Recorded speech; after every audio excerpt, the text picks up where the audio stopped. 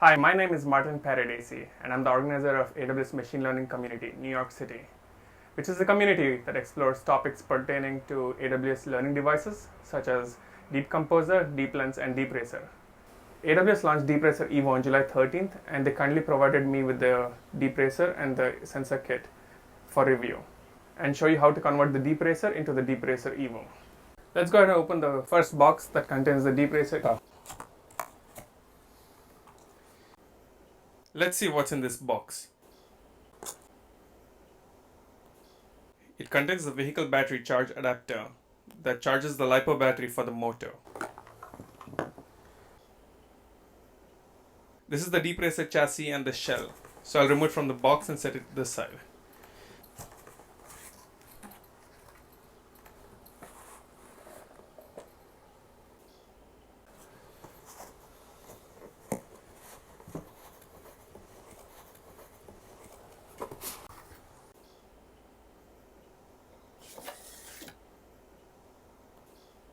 This is the compute battery that powers the compute module of the DeepRacer. It's an Asus ZenPower power bank.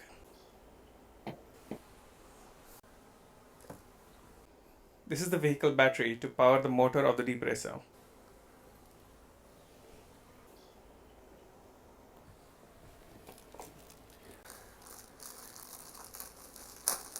This is the compute battery connector cable to connect the compute battery with the compute module.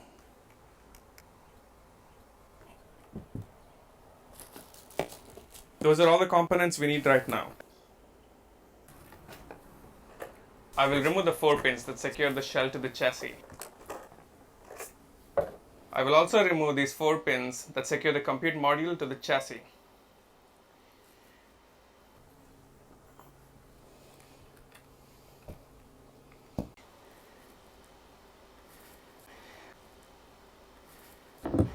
I assume that none of the batteries have power, so I'll use a LiPo battery and a power bank that I charged fully earlier today.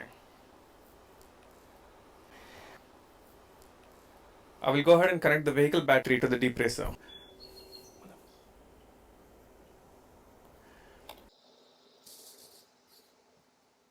Once I flip the switch, there should be a couple of beeps.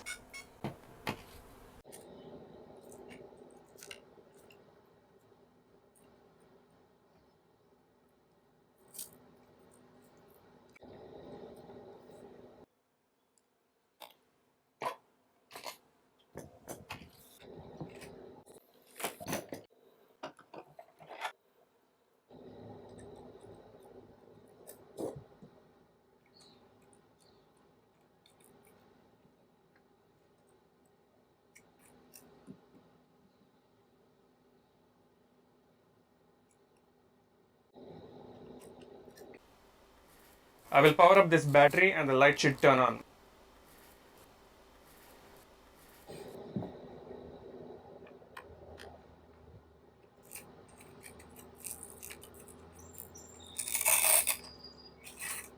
Actually, I changed my mind. I'm going to unplug the compute battery to accommodate the LiDAR sensor from the next box.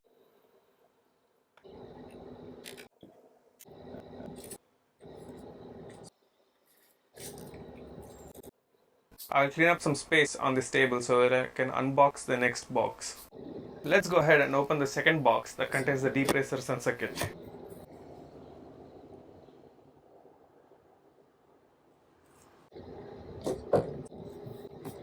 This is the DeepRacer Evo shell. I will remove it and set it on the side. I will swap the DeepRacer chassis with this box so that it is in focus.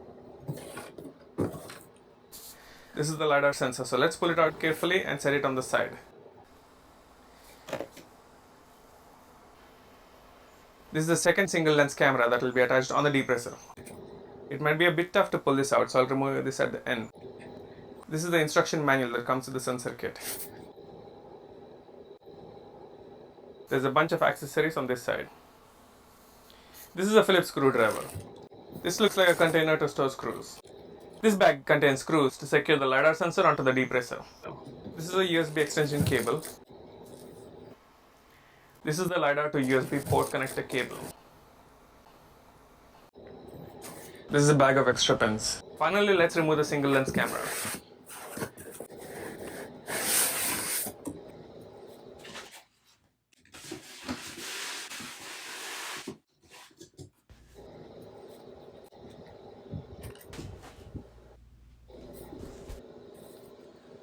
I will unscrew the shell brackets because the LiDAR sensor comes with its own shell brackets.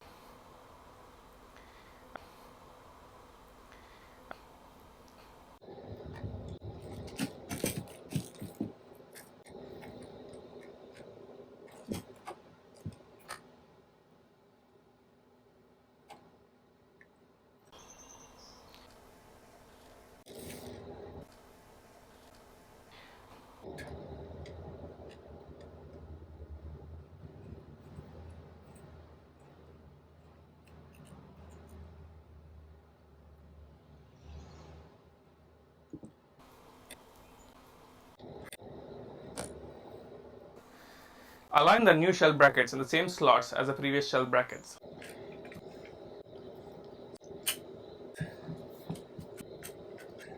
I'm trying to ensure that I'm guiding the front and rear shell brackets into the appropriate slots.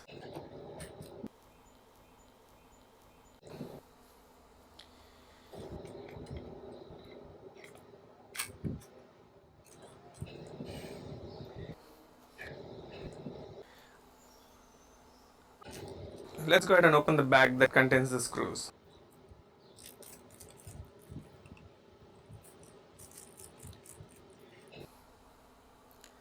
I will use the screws with a blue tip to screw the front part of the LiDAR sensor onto the chassis.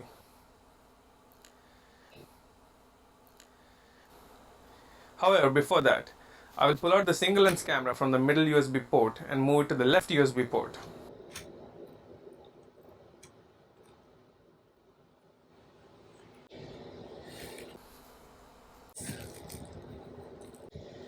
I will plug the LiDAR sensor into the middle USB port.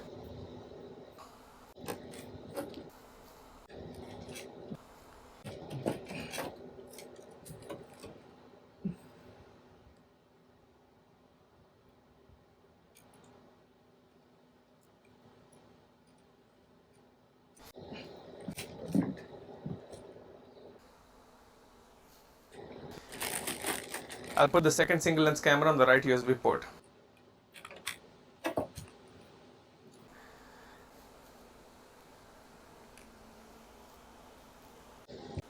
I will now secure the LiDAR sensor to the chassis using the provided screws.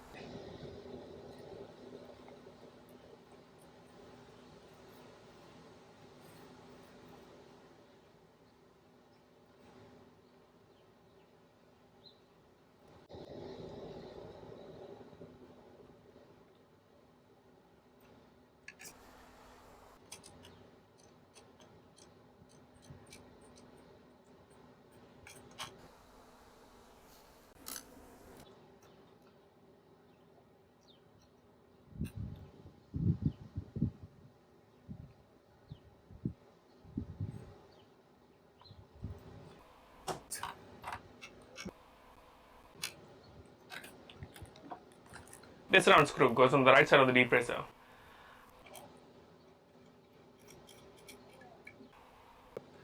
I'll plug in the compute battery to the compute module.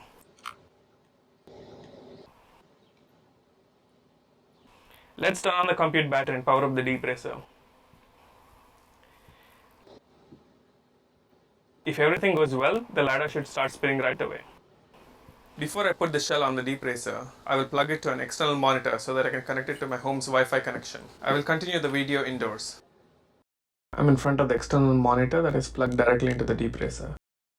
I had to change the default password when I logged into the DeepRacer for the first time. I'll go ahead and log in with the new password that I created previously. I'll select one of the Wi-Fi networks that I would like the DeepRacer to access. I'll enter the password for my home Wi-Fi network. If everything goes well, a message will pop up saying that the connection between my home Wi-Fi network and the DeepRacer was established. I'll head back outside to secure the shell. It might be hard to see, but the Wi-Fi light is on, so I will secure the shell.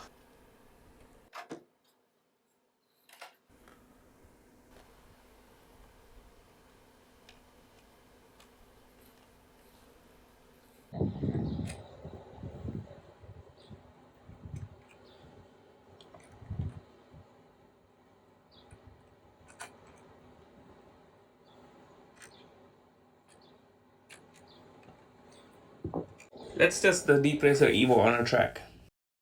I set up this temporary platform oval track and an Amazon box as an obstacle to test the DeepRacer Evo. I downloaded an object avoidance model from racermodel.com and loaded it onto the DeepRacer. To provide some context, I created racermodel.com to share reinforcement learning models for DeepRacer with a broader community. Coming back to the DeepRacer, due to the additional single lens camera and the LiDAR sensor, the DeepRacer Evo is heavier than the DeepRacer. Without diving deep into physics, I'd recommend a common rule of thumb is to set the throttle to a higher value on the DeepRacer Evo than that on the DeepRacer. I was able to get the car to complete one lap on the track by avoiding this obstacle. However, I had to give it a few nudges along the way because there is not much friction between the DeepRacer wheels and the plastic track. It also doesn't help that I laid down the track on the smooth side of the wooden boards. I'll build a permanent track in the near future with either carpet or felt and make another video of testing DeepRacer Evo. This concludes my initial experiment with DeepRacer Evo. I hope you enjoyed this video. Thanks for watching.